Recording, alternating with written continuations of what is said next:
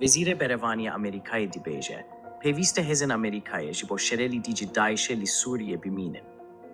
Vezîrê Berevaniya Amerîka Lloyd Austin ji Ajansa Associated Press re got, divê Amerîka hêzên xwe li Sûriyê bihêle dakurê li dubare derketina DAIŞê bigire, ku dibe metirsiyeke mezin piştî rûxandîna hikûmeta Beşar Esed. General Austin roja çarşeme, 19 janviye, di serdana Swêya baregeha Amerîkî ya Ramstein li Almanyayê de, di yek ji hevpeyvînên Swêyên medyayên dawî de berî bidawî hatina rêveberiya Joe Biden ji Associated Press re aksivî.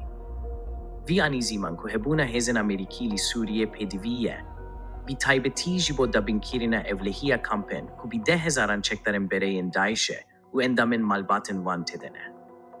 Hejmara çeteyên DAIŞ ên li kampen Bakur û Bakur ê rojhilatê Sûriyê hatîne girtin.